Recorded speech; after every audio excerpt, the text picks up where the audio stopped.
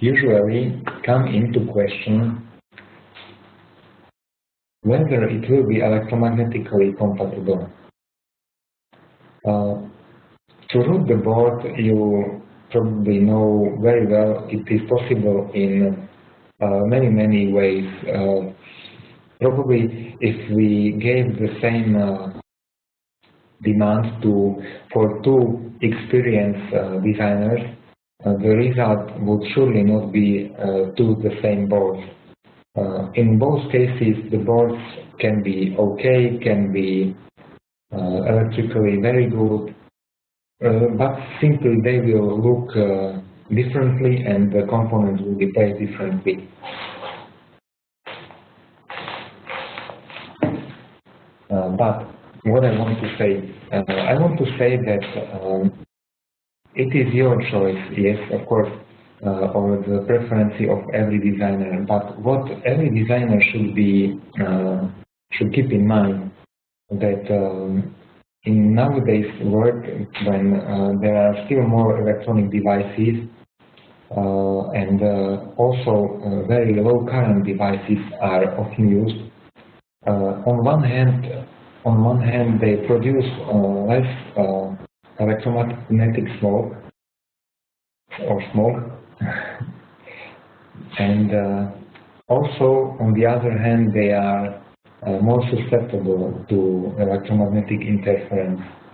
So, you know, when you use component which uses high currents and which is relatively slow, it simply doesn't care about other components. It lives its own life, and you can hardly interfere it without using some extremely high current.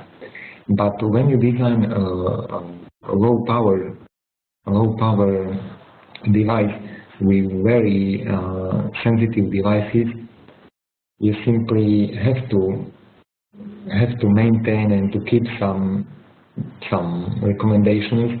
One, not to produce EMI, and also not to be EMI or ESD susceptible. Yes, EMI and ESD, of course, it's not the same. EMI is electromagnetic interference, and it can go from almost anything, at least, for example, from your mobile phone. ESD is usually electrostatic discharge caused by direct touch, usually by people, by operator, at a direct touch to device. But in all cases, usually the main goal is to keep the tracks as short as possible and to use, for example, filtration, to use shielding, to minimize currents in electronic circuits. We will go through it in following steps. So step one, we can say component placing and PCB design. Naturally, we try to place very sensitive components on one side of a PCB and high current and, for example, power stages on the other side of a PCB. It is by physical separation. Also, for example, we can use more multi-layer PCB, for example, to separate components on the bottom side and from on the rear side by a ground plane. We can see it on these pictures on the bottom, but of course they are something like to show. Yes, for example, low frequency circuits, input-output circuits, and then connector on the very edge of the board. But in real life, we usually meet much harder requirements, and for example, very many components have to be grounded. Yes, ground as or common potential simply goes to many components, and you are faced how to ground them without making very many tracks, or without, for example, by using as a small place as possible, and so on and so on. So we in practice can differentiate three cases: A, B, and C. A is the most simple one. Simply all, or at least these three components are in something like a chain, where their grounds are connected one to each other and then grounded into one point. Then we have B. We have three different components grounded into one point. This is usually a very good type of grounding. And C, it is the case when we have three components, but we have so-called multi-point grounding, and this is usually used on multi-layer PCBs, where, for example, there is a ground plane on the bottom side or in one of some middle layers. This is also very good grounding usually. Case A is the worst one, still usable, but you should use it only at lower frequency devices, and also in devices which are not very sensitive to some noises. Yes, surely not recommended for some preamplifiers or some input stages of measuring devices and so on. Inductances L1, L2, and L3. You may ask what it is when you don't have any inductor used in your device. Yes, of course, anybody probably knows that even the shortest track of a PCB is, in fact, it has some electrical properties. It has a capacity between each other, between two tracks, and it has its inductance. It is unavoidable, and only the length and the size and the surface which makes these tracks defines the final inductance. But in general, it's unavoidable. The only thing we can make with it is to decrease it by proper design. For example, now we can see a multi-point grounding, and it is very nice and very frequently used way of grounding in nowadays, because, for example, at least double layer boards are not very expensive. They are very common, and almost in every design you can simply afford it. In this case, when you use ground plane or bottom side as a ground plane, only, for example, sometimes divided by some necessary connections, but we can say it is a one continuous ground layer. In all these cases, you can simply place all grounds to that ground plane. Of course, when we talk about, for example, high current switched power supplies, in that cases it is good to divide that ground plane into power ground plane and into signal ground plane, and just then to connect in one point. But these are special cases. In general, we can say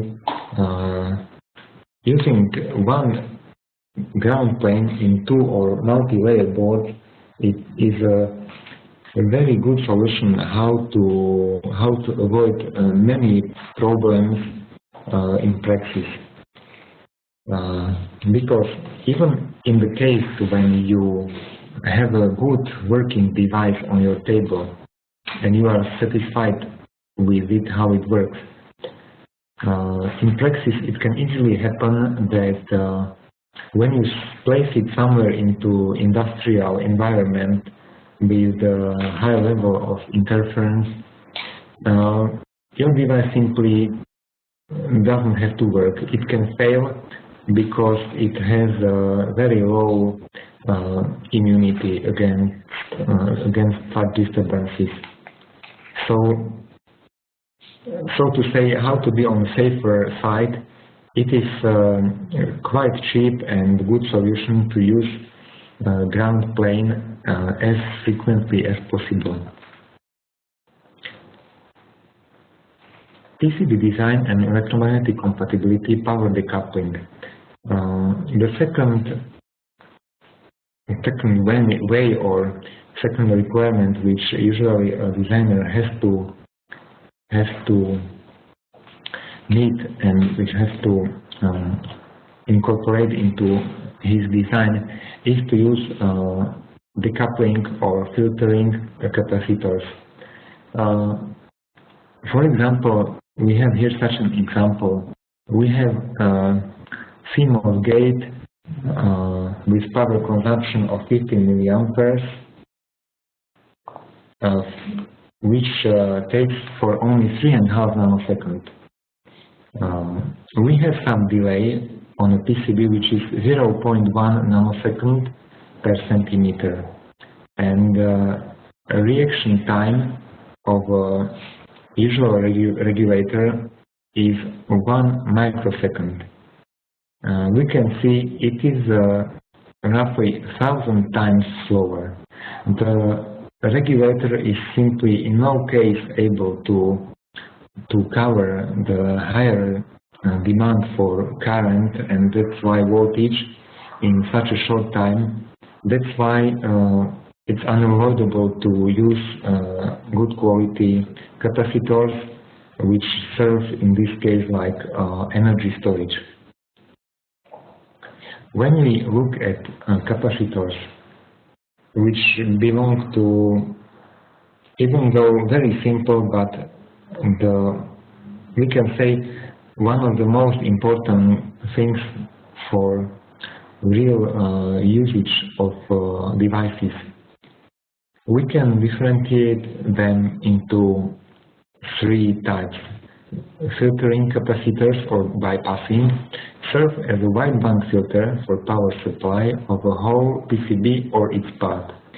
It eliminates influence of power supply leads, inductance, and also eliminates for example, low current capabilities from your source. Yes, when you have a device which only for some milliseconds needs high current, you don't need to use high current power source, but you need to cover it by good enough and big enough capacitor. Then local or decoupling capacitors, they serve as local energy sources for components, and they also reduce pulse currents. They will go through a whole PCB. These capacitors must have sound high frequency properties, and it's necessary to place them as near as possible to a component pin. I would say, when you have heard it reduces pulse currents, that will go through a whole PCB. It is a very important sentence. All currents which would go through a whole PCB create electromagnetic peaks, which on one side can have influence on other components, and they also create electromagnetic radiation. And this can be, for example, the cause why your device will not go successfully through certification, for example. And then there are group or bulk capacitors.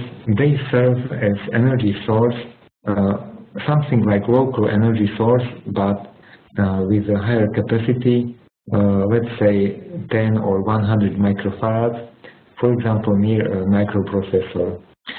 It doesn't serve for extremely high peaks, like, for example, ceramic capacitors, but they are quite near and they are quite big to solve something like between filtering and between local decoupling capacitors. We can see here some picture for illustration. Of course, in practice, there are concrete devices or concrete situation, but I would say also that what is very important, and many designers from my experience doesn't care good enough about it, and it is impedance of the capacitor.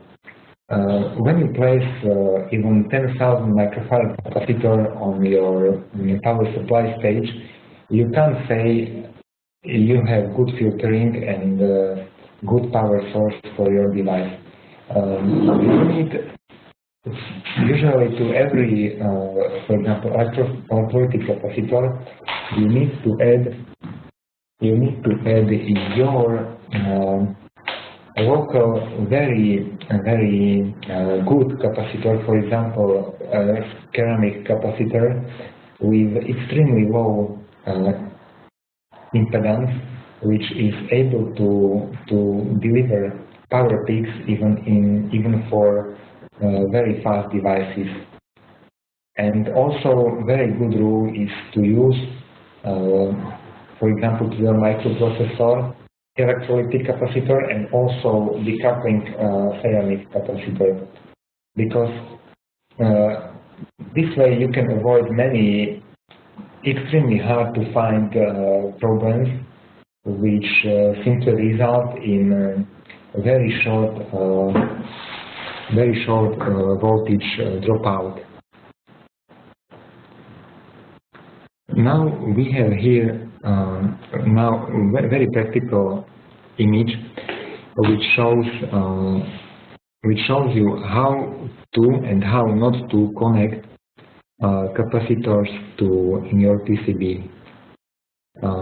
On left picture or on the bottom you have correct, on the upper one it's incorrect. As I mentioned, the goal or the aim is always to minimize track's impedance, not only in its length, but as you know, inductance of any two wires depends on their length and on the surface which is between them. So it is extremely important to draw your power lines as close to each other as possible. It's not a good idea to, as it is usually shown in schematics, to keep VCC, for example, on the upper side of your board and the ground on the bottom side of your board. It is nice, it is comprehensive, it is easy to determine on which side you are, but it creates the biggest possible inductance. It makes much more radiation, and it also slows your system and makes it more susceptible for outer radiation, for example. So, like these two pictures show, in both cases you have unavoidable inductances, but with very short tracks to capacitor, you will almost eliminate inductors L5 and L6, and by lower surface between the tracks you will decrease inductances L1 to L4.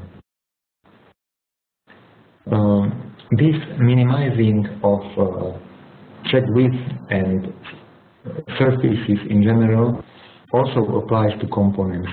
So, for example, it's good to try to use short tracks. It's good to use or to switch in one moment as small amount of gates, logical gates in digital circuits as possible. Also, to choose suitable logic for your device. In many cases, it's not a good idea to use extremely high-speed logic components. Maybe it's good according to data sheets and to maybe future spreading of your device or capabilities, but many times extremely high-speed logic gates need very short and very high rise and quite fast fall edges, and besides you can get some unstable system. These extreme current courses also can generate many problems, as long as you don't keep in mind all decoupling advices.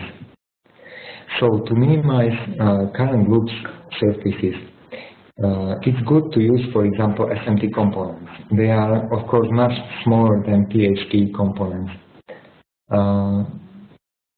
Also, in practice, very good components are those ones, when we talk about THT, which have power supply pins on one opposite sides, but close to each other. In that case, you can use small decoupling capacitors right beneath the component, and you can also avoid many problems by this way. Also, don't use sockets at very fast circuits, because it creates more space, and also some microvolts occur on the sockets, so it's a possible source of another problem. Digital circuits. This is already a little bit a special case for those of you who use, for example, high-speed or USB circuits, for example, with USB 2.0 interface, where you always should keep, for example, input-output tracks very close to each other to make impedance matching, or you simply have to design this strip line which has some defined impedance. All of this can be found on web. Also, for various materials, you can find online calculators how to design, for example, 50 ohm exactly matched strip line to bring it through all your PCB, for example. But in all these cases, many times there are used methods called, for example, via stitching or via shielding, where ground planes are on the top and on the bottom, and they are connected by plated through holes, and they create something like a channel, something like ground channel with one track inside it. And besides, it has defined properties. It also makes good shielding, which decreases radiation outside.